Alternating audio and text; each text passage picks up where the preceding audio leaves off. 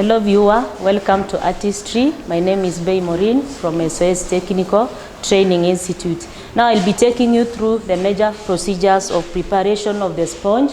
I have my tin here. First of all, I do the previous preparation tasks. I have to line my tin, and before I line the tin, I'm supposed to do the greasing. I'll grease the tin with a pastry brush, and also I'll have to use some little margarine so that I make sure that my tin is well lined. You apply the margarine. Now after applying margarine, this is to ensure that the cake doesn't stick to the tin. And now I'll take the same container and draw a sketch onto the paper, the grease-proof paper, to ensure that the cake doesn't stick. Then you cut along the circle.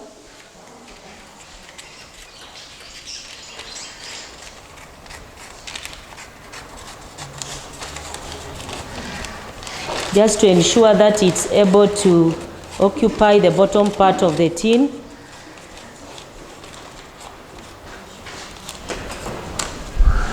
After that, I'll put my lining paper at the bottom of the tin. Make sure it clings onto the walls. You have to ensure it clings onto the walls. Then I'll still take some more margarine.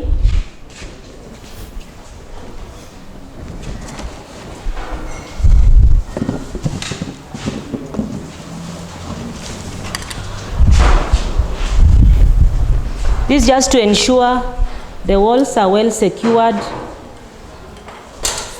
You apply the margarine well.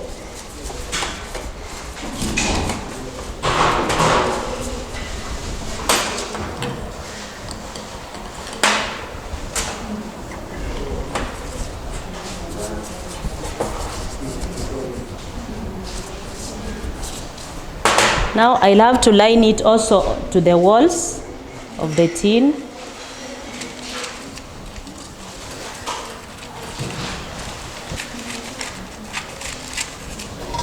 And cut the lining paper, and it has to cling onto the wall to ensure our cake comes out successfully.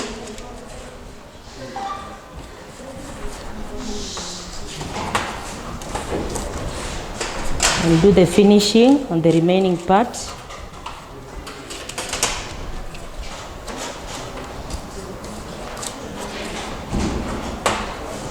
Now my tin is well lined, it's ready for the cake. Now I'll take the warm water. Of course, any dirt has to be thrown in the dustbin. I'll take the warm water. Prepare a pad from the kitchen cloth. Stand it on the surface. Then I'll place my mixing bowl here. I'll now take the measurement for the ingredients that I require. First of all, I require the sugar. And for the sugar, I'm going to use 5 eggs. I'm going to use 125 grams of flour. The same ingredients apply to 125 grams of sugar. The quantity of sugar and flour is always the same, so I'll measure it. That is 125 grams of sugar.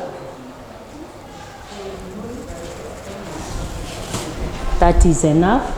I'll pour it onto the mixing basin. Then I'll have to measure the flour.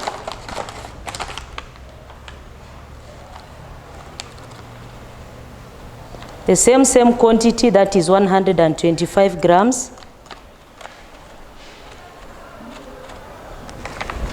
The quantity of flour and sugar should always be equal. I'll put it aside because I should not mix it.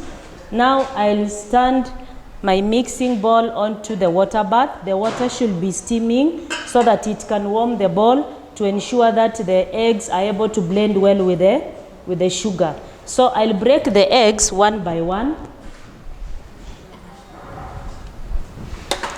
I need 5 eggs, so I'll break them one by one.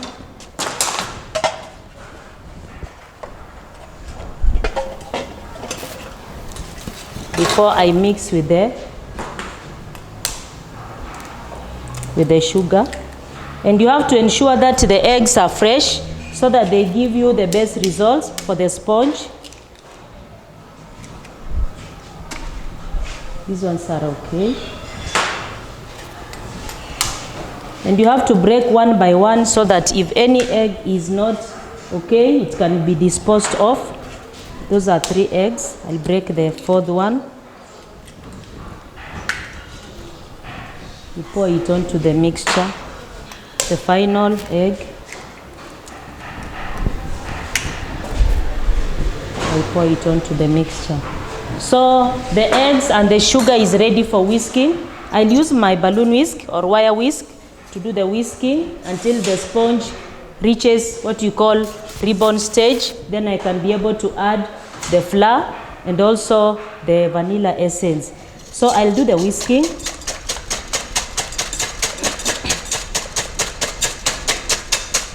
And this one has to be done continuously without stopping.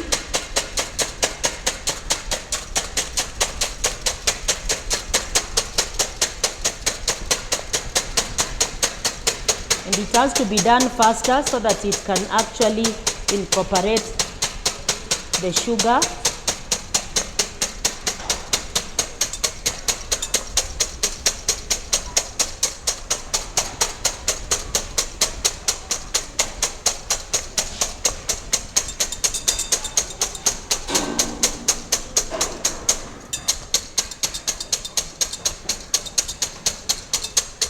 The whisking has to be done until the mixture reaches what we call ribbon stage.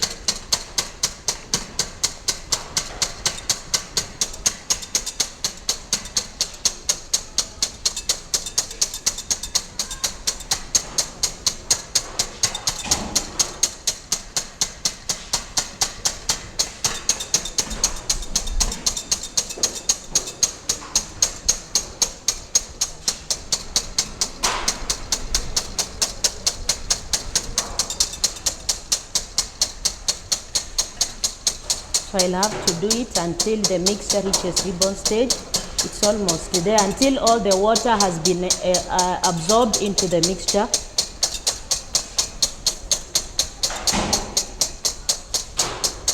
And if you want to know that it is okay, you can try to lift it up.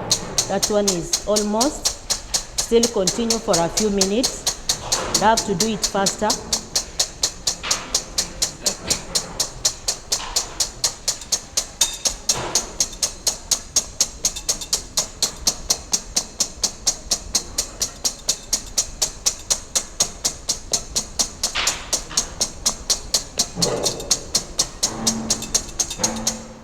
It's almost getting ready. I'll have to continue for a few minutes while still on the water bath.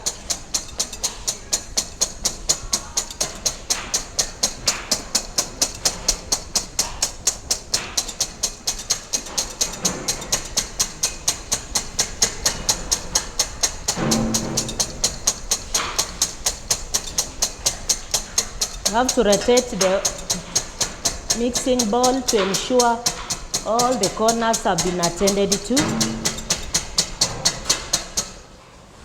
Now it's almost ready.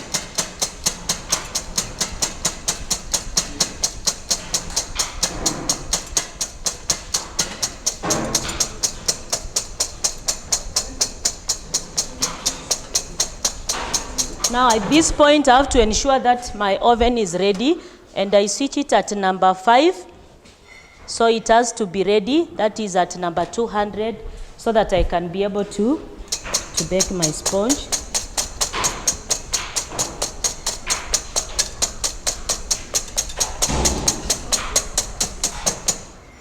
Once all that is done, I'll remove it from the water bath. Now I'll take a sieve.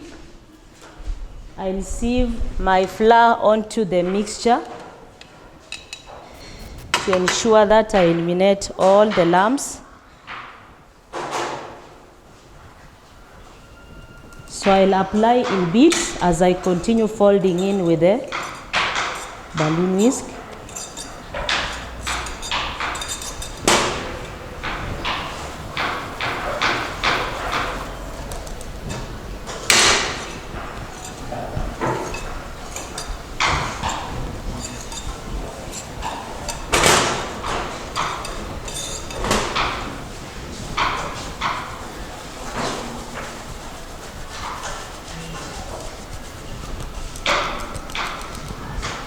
Once I've put all the flour, now I'll pour the mixture onto the baking tin.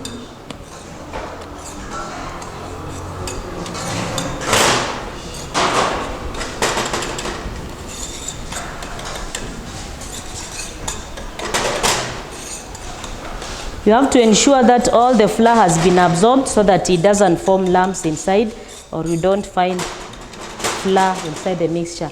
Now from there, I'll put it onto the baking tin. It's ready for baking.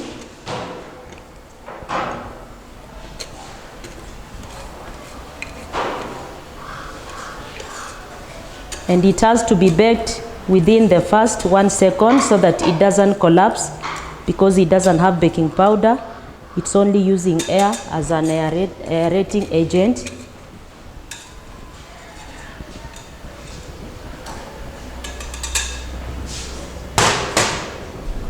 So this is our cake. I'll take it to the oven. Already it is preheated. I'll put it at the center so that it can bake evenly. Then I close it. Then I have to clear up.